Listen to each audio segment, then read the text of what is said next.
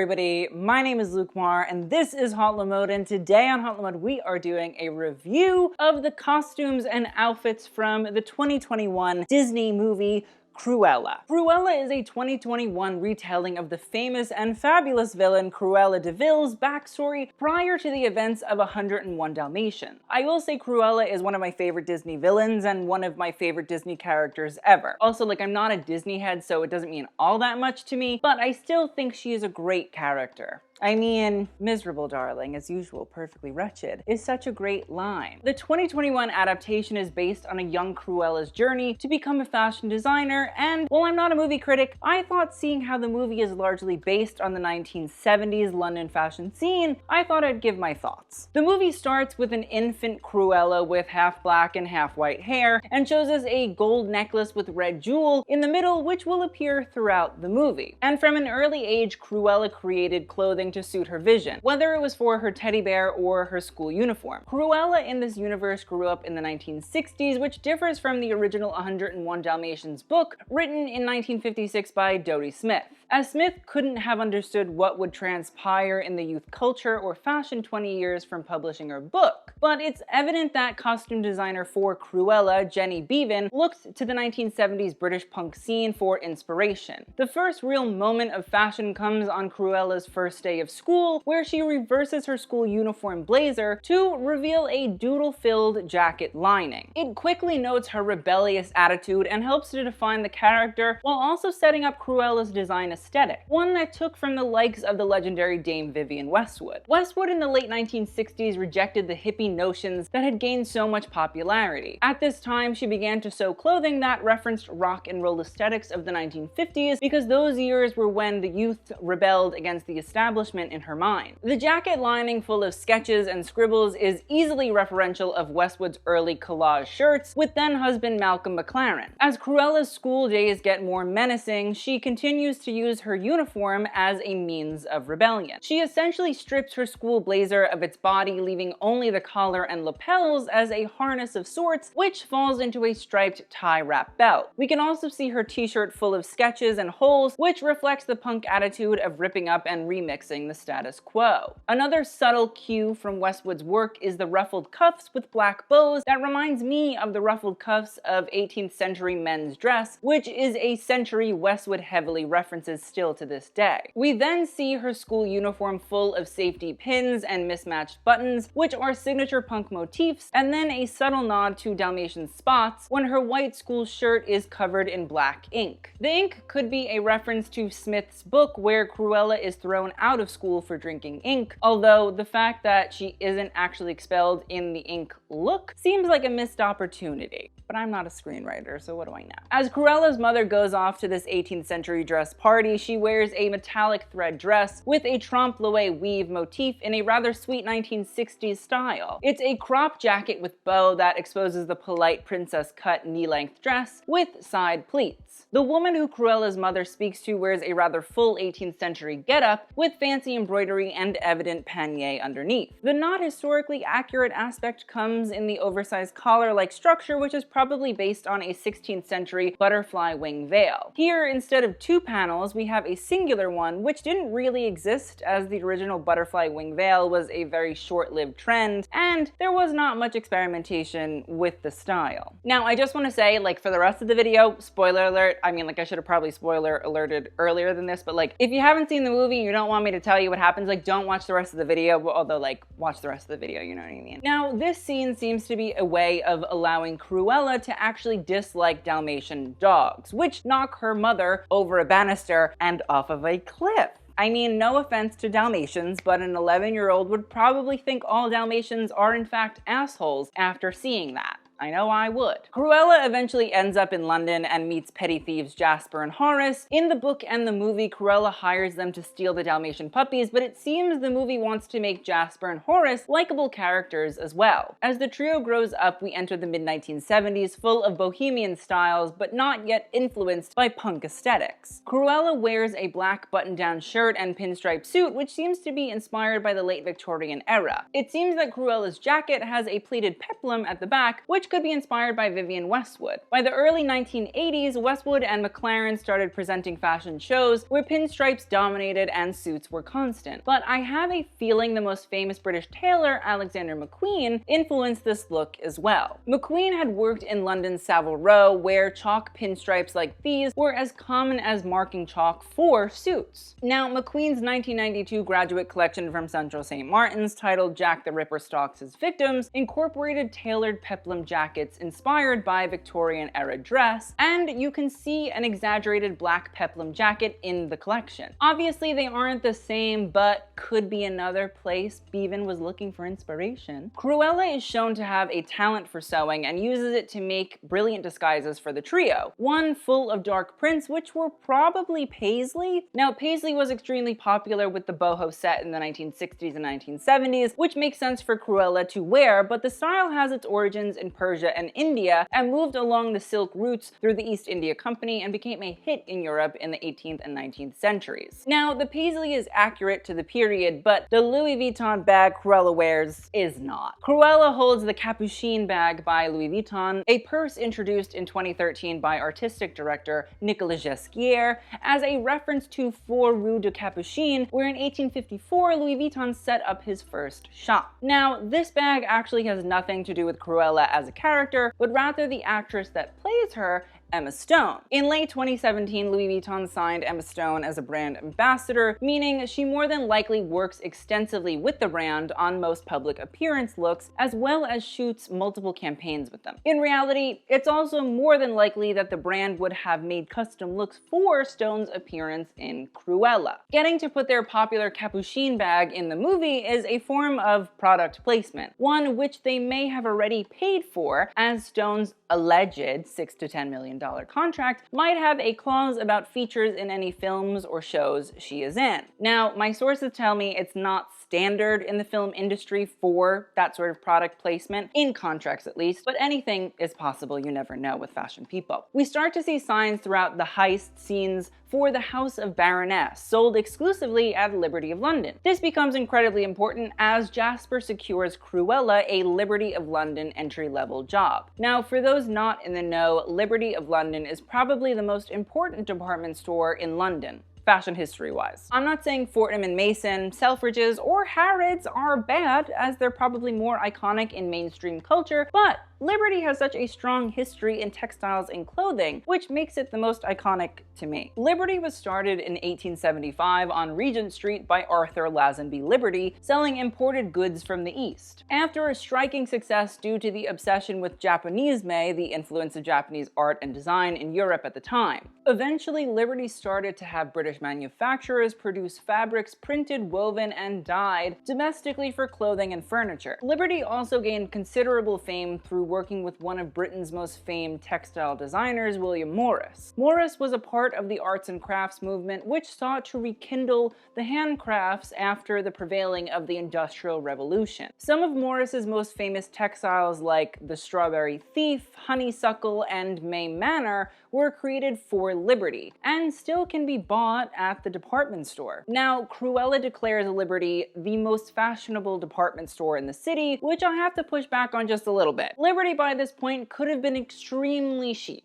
I mean, Yves Saint Laurent, one of the kings of fashion in the 1970s, did use Liberty fabrics in both his ready-to-wear and haute couture collections, but with stores like Brown's, which introduced the United Kingdom to Sonia Rykiel in the 1970s, and Biba, the store founded by Barbara Hulanicki, which in the early 1970s was reaching 1 million customers weekly, there was competition for that title. I'm not saying that Liberty wouldn't still be a coup for Cruella, but I wonder if a younger woman wouldn't have found these cooler boutiques and department stores more enticing. Cruella starts her new job and isn't a seamstress like she expected, but rather a cleaner. She keeps trying to showcase her design work to a stubborn manager and eventually verbally insults the display windows in the front of the store. In reality, this is how fashion has always worked. The young start at the bottom and want to shake things up. I mean, look at Yves Saint Laurent's time at Dior. He was revolutionary, but also got fired because of it. Cruella gets drunk one night at Liberty and decides to creative direct one of the windows, which is actually a rather fun nod to the history of Liberty. Arthur Stewart Liberty, son of Ivor Stewart Liberty, heir to Liberty, took over the family business post-World War II and realized how crucial window displays were to the advertising of the store. He hired Eric Lucking, who revolutionized the store's drab window displays and inspired the store's buyers to get better product in hopes of being featured. Cruella's drunken escapade taps into the energy of Lucking, as her window has the mannequin wearing a cutaway coat in the floral motif from earlier sitting between upholstered chairs and a sketched background. Lucking had a lot of nude models and beheadings, so like, this is not outrageous for Liberty at all. Cruella also added a bountiful newspaper skirt, which could possibly be a reference to John Galliano, the British designer who ruled the 1980s London fashion scene. The drama that ensues introduces us to the Baroness Von Hellman, as well as gets Cruella fired. The Baroness wears a gold-striped jacket with pronounced collar, something we saw the woman in the 18th century get-up wear, which helps us put together that they are in fact the same person. As we can see, the Baroness also wears a black dress that seems to be textured, almost like a crocodile, and it has an asymmetrical collar. Now, Bevan noted that the Baroness's wardrobe was based on Christian Dior designs from the 1950s and the 1960s, which I can see somewhat. Monsieur Dior himself did use asymmetry. His fall 1948 collection utilized slanting necklines, and I do know Yves Saint Laurent's fall 1960 collection for the house featured a black crocodile jacket. The Baroness inquires about the window display and decides to hire Cruella, rewarding her daring work in the same way Liberty rewarded Lucking's risque displays. Cruella then arrives at her first day of work at the house of Baroness in a rather charming townhouse in a posh London neighborhood, where we start to see the dramatic shapes of the Baroness's work. A red gown creates a rather avant-garde high-low effect by taking the front of the skirt, lifting it in the way one would investigate an underskirt, and then seemingly freezing it in midair. The atelier of the house of Baroness is ridiculously big. I mean, obviously it's fantasy, I get that, but there would not have actually been a British brand large enough to have facilities at that scale. Maybe Mary Quant, queen of the swinging 60s, could have had something like this, but even photos of her studio in the 1960s don't look this glamorous. The atelier is probably based on haute couture atelier sizes, and even then it's given a bit of a facelift. The Baroness addresses the atelier. I will say a lot of the fashion dialogue scenes are not well researched. I mean, the Baroness saying that her reinvention of the A-line with a bias cut is obviously possible, but doesn't make a whole lot of sense.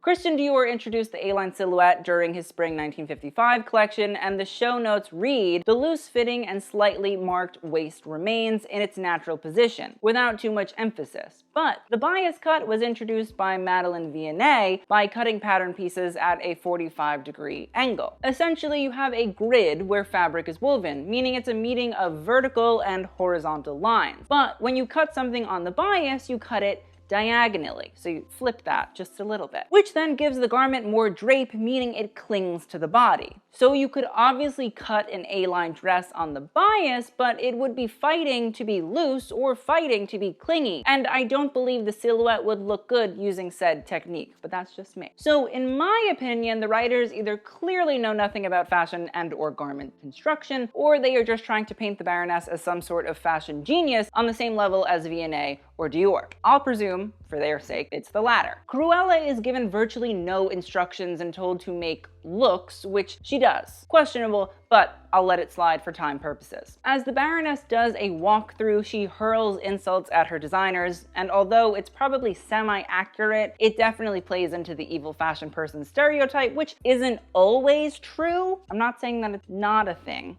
It's not always a thing. She stops at Cruella's work, a green gown that's wrapped a little like a kimono with textured sash and tulle shoulder detail. The Baroness takes a razor blade, questionable again, and effortlessly hacks away at the elements of the look till it's to her satisfaction. In my opinion, this shows the Baroness actually is a strong designer, as very few designers, especially with the title of a Baroness, know how to cut and sew. I'll be honest, it's pretty rare that some British aristocrat that has a fashion brand knows how to actually, I don't know, construct a garment. Coco Chanel, Cristobal Balenciaga, and Azzedine Alaïa are just some of the designers that actually knew how to make garments and had no problem adjusting finished garments with whatever they felt was right. One that I personally think this behavior is based on is Alexander McQueen. His understanding of tailoring allowed him to hack at finished garments in this manner and took already stunning garments one step further. When he worked at Givenchy, which I am currently wearing, McQueen for Givenchy, in case you were wondering. The petite mains of the atelier were horrified when he would hack and slash at their painstakingly handcrafted pieces. And something about the Baroness cutting Cruella in the process and asking for fabric that matches her bloody wound has a macabre McQueenness to it. Cruella then stumbles upon a second-hand clothing store, a constant source of inspiration for fashion designers old and new. Jenny Beavan did mention Portobello Market, a street market full of vintage duds that British designers have used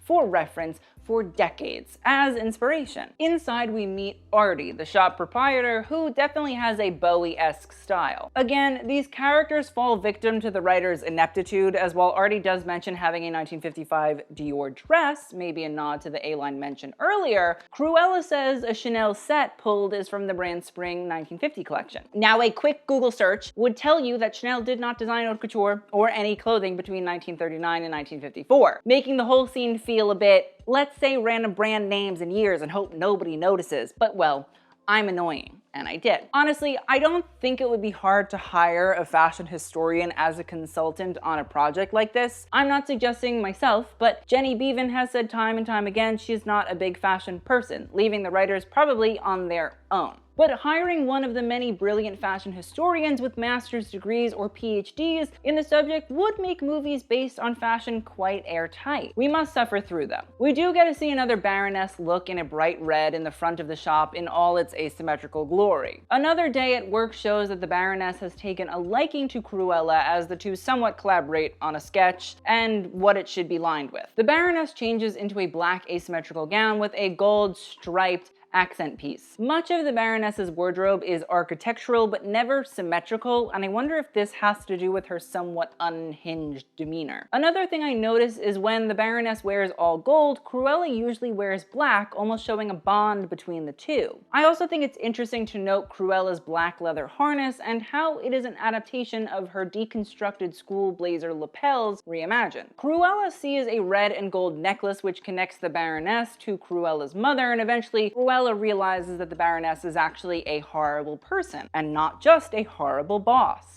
Cruella, Jasper, and Horace decide to steal the necklace back from the Baroness at none other than her famous and signature black and white ball. I mean, black and white are Cruella's signature colors, but I have a feeling that the name is also a reference to Truman Capote's famous 1966 party that hosted Vanderbilts, Astors, Maharanis, Dukes, Duchesses, and Princesses called the Black and White Ball. Just saying. The Baroness dons a half-black, half-white coat with a dramatic collar. It might be inspired by Dior's fall 1949 collection that relied heavily on juxtapositions and fabrics, which the Baroness does with an ivory silk and deep black velvet. Cruella arrives in a white silk cape with seams throughout, which is rather ravishing. After making a scene and lighting herself on fire, a la Hunger Games style, we see an asymmetrical red gathered gown. Beavan has said the look was inspired by Charles James's 1955 tree creation, which one of the pattern cutters from the actual film wanted to make. Shout out to them. Charles James, for those that don't know, was one of the 20th century's best fashion designers, and I will go on the record saying it. He was such a detailed and somewhat neurotic human being that he only produced a handful of creations a year, wouldn't think twice about spending 20,000 euros to perfect a single sleeve, and was respected by just about every fashion designer of the time. Just about. James created the tree dress for a client named Marietta Tree, which was a double entendre as he also used the shape of a tree and its roots as a reference for the silhouette. He used silk taffeta folds to create a chevron-like texture. They are impeccable folds as they gradiate from tight at the neckline to loose as they reach the hips. Cruella's dress is probably a reference to the original black strapless version, as well as a red version James would go on to make. Cruella's dress is strapless, which does have an asymmetrical collar detail, and instead of horizontal tucks like the original, this one has diagonal ones that wrap wrap up and around Cruella like a spring. Now, James's tree dress did have a complex skirt that flows vertically down in juxtaposition against the horizontal tucks, but Cruella's dress doesn't have the complex skirt, and the tucks rather create a slight flounce around the shin. It's like a little mermaid dress. And now I do wonder if the white cape Cruella burned off was a reference to James's famous ribbon capes from like the 1930s. James was living in London and working in London at the time and created them using cut millinery ribbons precisely to make stunning capes that use seams and colors as the main design element. Seams as a way to sculpt the body was a Charles James staple, so I'm sure the cape full of stitches is a James reference as well. Now, I'm happy to see a nod to a literal legend, but I do wonder if the dress would have been a little bit better if somebody like Zac Posen, the heir to James's seam-filled throne, would have been tapped to make it. I mean, the dress that Zac made for Katie Holmes that referenced James's butterfly dress was an audition enough, no? That might be me just being salty, just a little bit. But I do have to thank Jenny Beavan for letting us see a lesser-known fashion legend referenced on screen. Cruella's big night out makes her a public figure and changes her demeanor. Her new persona emerges in a look that I presume is a Louis Vuitton look made for Emma Stone. The sleeves and the skirt are in a checkerboard motif, and at Vuitton this is called the damier pattern, and you can learn all about the damier pattern if you want to in our little Louis Vuitton history video. And it's over 100 years old. Gesquier has been doing contrast stitching and little checkerboard motifs at the brand for quite some time as well, so the look just seems to be perfectly Louis V. I do think the look was custom made for Cruella, as the look doesn't exist on the runway, and sources tell me as long as the scene is described by a costume designer, a brand is usually happy to make or provide a look. And for Jenny Beavan, if the look is custom made by Vuitton, it's one less thing she has to worry about making, which, hey, listen, I'm all about working smarter, not harder. Cruella De Vil then has a plan to use school chum Anita Darling as a way to build publicity about herself and her label, and then gets Artie to become her seamstress. But Cruella must now be a double agent, as she is still working at the House of Baroness, wearing a lovely skirt set filled with semi-reflective piping that cuts her into a stunning, yet professional, hourglass shape. At the London Gala, the Baroness wears a slanting neckline gown with a butterfly wing veil, this time with the historically accurate two panels. Cruella makes her mark by arriving on a motorcycle in a tire mark motif leather jacket and gold sequin moto style pant. The Instagram account Ritalis de Unidilio noted a Thierry Mugler 1997 look, which was probably Beavan's inspiration. I understand adding in the black and gold sequin moto style pant, probably Cruella's way of continuing to antagonize the Baroness by wearing her signature colors, but I do think the pants fall flat where the tire skirt would have really hit home. Cruella then refers back to her childhood repertoire as she wears a black blazer covered in safety pins and buttons in another upstagement. The shoulders even have miniature horses and carriages, while the blazer is also decorated with ceremonial military braiding, which is probably nods to the fact that Cruella picked up the jacket at some sort of vintage market and remade it in her own way. It could be a reference to, I don't know, Banshee or Dante by Alexander McQueen, but who knows. The black and red tulle skirt that unfurls all over the Baroness's car is used as a way to shroud the Baroness and diminish her status, while the past banner rollout announcement helps to get that message across quite clearly. Cruella as Estella sketches a rather daring gold look that she must give over to the Baroness begrudgingly, seeing how she still is acting as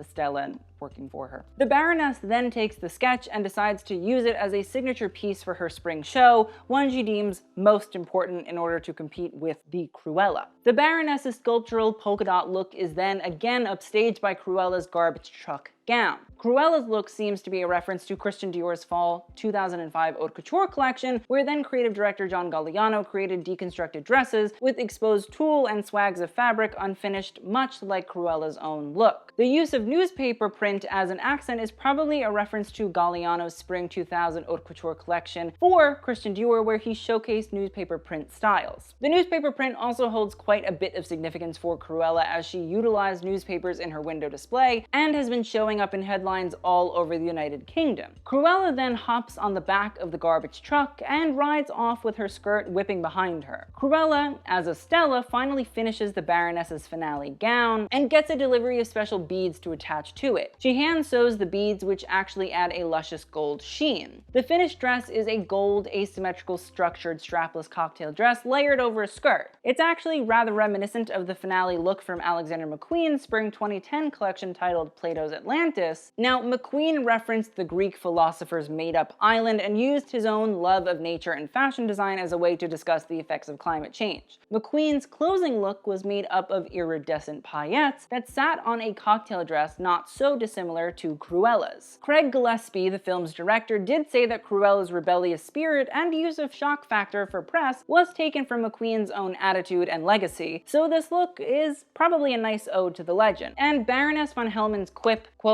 "That's gonna make history," might reference Plato's Atlantis' legacy as McQueen's best and last show ever. After a failed break-in attempt, the Baroness locks all the looks up in her vault. Now, this is a real spoiler alert, so again, don't watch just the rest of the video if you have not seen her, you don't want it to be ruined. But the night of the Baroness's fashion show, her vault is stuck, thanks to Cruella. But when it's finally open, a flurry of bugs rush out of the vault, scaring off the crowd. When the Baroness looks inside the vault, she discovers to her horror that the exotic beads Cruella had ordered were moth eggs, which hatched and ate through all of the clothes for the show. Great plot twist. Because of the earlier mention of Charles James, I have to know whether the alleged story of James threatening to release a jar of moths in a furrier's salon, or the story of a disgruntled James sending Eleanor Lambert, a famed American fashion publicist, a box of moths masquerading as flowers was an inspiration? He was a legend in so many ways. Also, not the best person. The moths scatter the show's audience only to lead them to Cruella's own show, which features sharp tailoring, scribbled word motifs, references to Vivienne Westwood's iconic 1985 mini Crinny collection, and newspaper print dresses. Nothing revolutionary, but a nice walk through late 20th century British fashion history. Cruella appears wearing her own creation, a half-black, half-Dalmatian spot asymmetrical but flowing jacket. The Baroness believes Cruella killed her Dalmatians and presumably skinned them to get fur, which for a second I almost believed because she did kidnap them. The show ends, and seeing how this isn't a synopsis or review of the movie's plot, I'm just gonna jump ahead to the Baroness's fashion show in her own manner. Her silver dress is horrid, and the lame is lame, and the body harness in silver is wretched, which is a great way to signify that even though Cruella is supposed to be gone in the Baroness's head, she still has lost her fashion spark. Cruella, however, arrives wearing the same pagoda shoulder cape as the other guests, which exposes a plunging black gown and black leather gloves. It's not Cruella's most exciting look, but proves she can blend in when she needs to and can make commercial garments too. It's always good to know a designer can make nice and well done clothes alongside exciting showpieces. A familiar scene commences with Estella's unfavorable death, spoiler alert, which allows Cruella truly to be free. When Cruella arrives to her own death, she wears a deconstructed black jacket in patent leather and a refined white button-up and sweet tailored pant. It seems Cruella utilized her mother's knack for asymmetry and sharp lines as a way to build a refined yet dark reconstructionist design aesthetic. At her own funeral, she's finally free in a black patent leather jacket with tails and a crisp pair of black pants, which is appropriate for said funeral but still chic. Cruella's final look is a black boucle tweed pagoda shoulder coat with slashed sleeves. From the back, we can see it falls to the calf and is a cape coat as her sleeves create their own exquisite shape in the back. It's just so hot. The look, 1000%, in my opinion, has to be inspired by McQueen, namely his spring 1996 collection, The Hunger. Jacket sleeves were split up the front, and a silk jacket with dramatic slash sleeves that connected to the back of the jacket were probably influences. And I mean, the basque-inspired sharp front of the jacket stems from Victorian influences, even furthering my McQueen reference theory. The use of tweed also seems to signify the newfound wealth and status that Cruella has, one she could have never imagined having, and I think it's the perfect textile to showcase this newfound British aristocracy. Cruella ends the movie by saying, "I've got a few ideas, and so do I." Honestly, to round it out, a cute movie. I'm not a movie critic, so it was enjoyable, and I like getting to see so many great British designers referenced on screen. I do think some of the dialogue was just factually incorrect, and some of the costumes were a bit meh. There were quite a lot of well-done looks throughout with niche references for fashion lovers. Overall, for those who aren't fashion freaks, I think it's a fun movie and a smart way to somewhat rewrite Cruella De Vil's character. For the fashion freaks, it's a Disney movie. What were you expecting? But to be frank, I didn't hate it. I didn't learn a lot, but I don't think it's a documentary. Shout out to Craig Gillespie and Jenny Beavan for a pretty good story with nice inspirations. And, you know, in usual Hot Mode fashion, my favorite look towards the end of this whole thing was that McQueen look. It was just like, beautiful. Stunning. I actually don't know if it was McQueen, but like in my head it is, and so I just stand that boucle tweed cape coat. It was done. Please let me know what some of your favorite and least favorite looks were from Cruella, and let me know what you guys thought of the movie in general in the comments down below. I will see you guys in the next video, and TTYL.